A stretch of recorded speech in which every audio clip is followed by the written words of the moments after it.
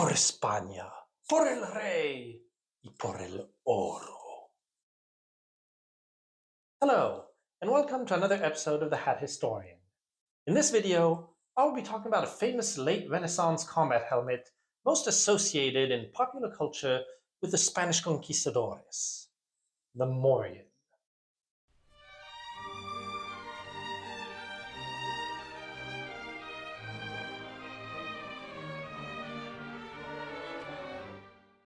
The Morion is a type of open-faced helmet that was widely used by various European countries, notably in the 16th and 17th centuries. Originating in Spain, it can be recognized by its domed shape, its large comb running from the front to back, and its brim that often, though not always, meets at the front and back to form 2 points.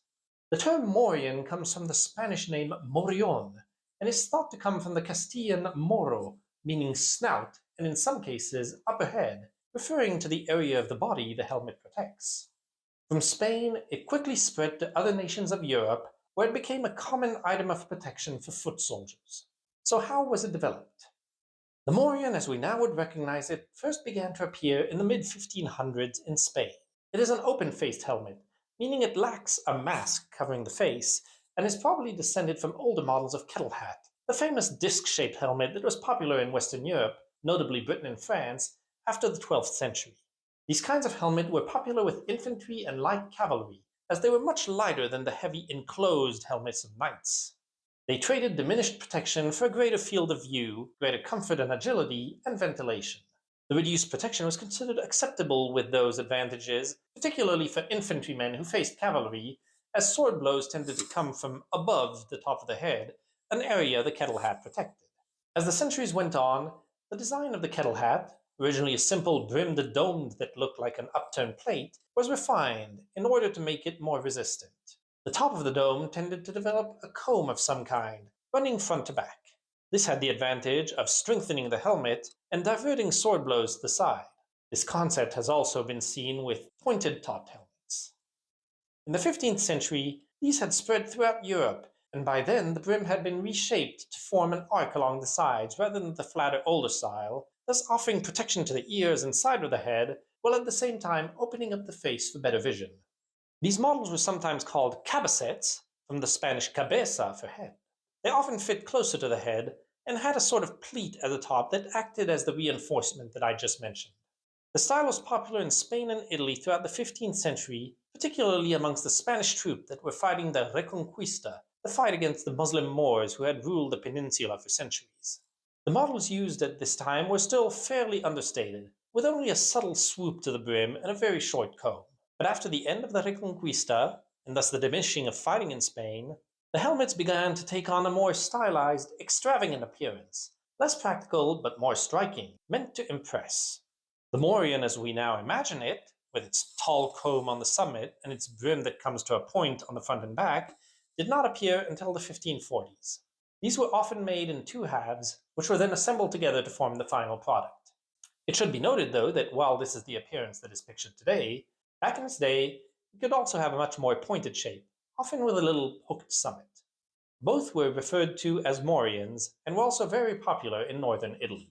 Something that I should mention at this point is the men oftentimes most associated today with the Morions, as it turns out incorrectly, the Conquistadors. This term, simply meaning conquerors, refers to Spanish explorers and colonizers who led and participated in expeditions to the New World on behalf of the Spanish crown after the voyage of Christopher Columbus in 1492. These men, such as Hernán Cortés, Hernando de Soto, Juan Ponce de León, Francisco Pizarro, and many others, led expeditions in search of gold, gems, and land. Cortés famously defeated the Aztec Empire, securing Spain's control over what is now Mexico, and throughout the early 16th century, they established the Spanish Empire in the Americas. They are often depicted in modern popular culture, and indeed in monuments, as being dressed in Renaissance armor, including a coned Morion helmet. In fact, most of these expeditions were conducted between 1500 and the 1530s, and as I said earlier, the stereotypical Morion did not first appear until the 1540s. They might very well have worn one of the more subdued cabecets that were widespread in Spain at the time, or indeed simple hats in the hot Central American weather unless actively fighting. But the striking appearance of the Morion and its association with Spain throughout the Old World led later artists to depict even the early conquistadors as wearing one of these, and these images were later reinforced in the 19th and 20th centuries through art and later movies.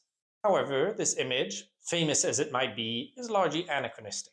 While the conquistadors in the Americas might not have worn it, it did encounter great success back in Europe. In countries like the German states, it was sometimes known as the Spanische Schützenhaube, or Spanish shooting helmet, and its use there helped popularize it throughout Central and Northern Europe. In the late 1500s, it was widely used by harquebusiers, early users of firearms, notably in Italy and France, with the open design helping them with aiming their weapons. By the 1600s, it had spread to most of the armies of the continent, with it notably being adopted in 1645 by the New Model Army of Britain and the German Landesknecht, being notably used by pikemen. Some of the models used in this time had cheek guards to help add some protection. In the 17th century, it was also adopted by some Swiss forces who were employed by various neighboring powers. One such group were the Pontifical Swiss Guards, who were employed by the Papal States as l'armed force.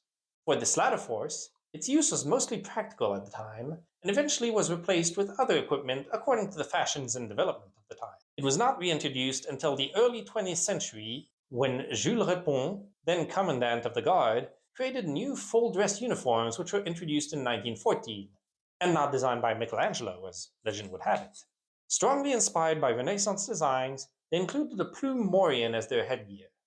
After the 17th century, new developments in warfare, notably the musket and the gradual decline of the pike and halberd as weapons, led to the gradual abandonment of metal helmets for infantry, which were seen as heavy, expensive, and not very effective against new firearms. As I mentioned on the videos on the subject, helmets were replaced by tricorns, bicorns, leather helmets, and various other items of headgear whose purpose was more to intimidate the enemy in linear warfare tactics than to protect. Thus, the Morion, like most other helmets, was relegated to history, being replaced when helmets were worn by more contemporary dragoon helmets. However, it could still sometimes be found used by indigenous people in some old Spanish colonies, where morions captured from Spanish troops were worn into the 19th century. While long obsolete as a useful item, the morion still appears today in select places as a ceremonial headdress or a mark of tradition. Some of the most famous wearers of the morion today are the Papal Swiss Guard, who sport one in their full-dress uniform. As I just mentioned, this uniform, though developed in the 20th century, was based on outfits from a time when the morion was common. A recent development was the replacement of the steel helmets with composite 3D printed versions in 2019. These new helmets have several advantages, being a quarter of the weight of the metal ones, a little more than 500 grams versus 2 kilos, cheaper, and more comfortable in hot weather, with hidden vents helping with air circulation. They are adorned with plumes at the top of the comb. Their association with the Spanish conquest of the Americas has led them to appear in numerous insignia of places and groups linked to that history.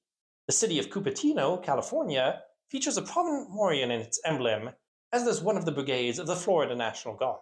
It was also featured prominently on the logo and hood ornaments of the now-defunct automobile company DeSoto, named after the conquistador, which depicted his head wearing one. From a simple combat helmet developed in Spain, the morion spread and became popular throughout Europe and, somewhat erroneously, became to this day a symbol of colonial conquest for the Spanish, much like the pith helmet would for the British. Still seen on occasion in ceremonial and symbolic representations, it is without a doubt the most famous helmet of the era. So I hope once again you found this video interesting and will join me again soon for another hat. Until then, I tip my hat to you.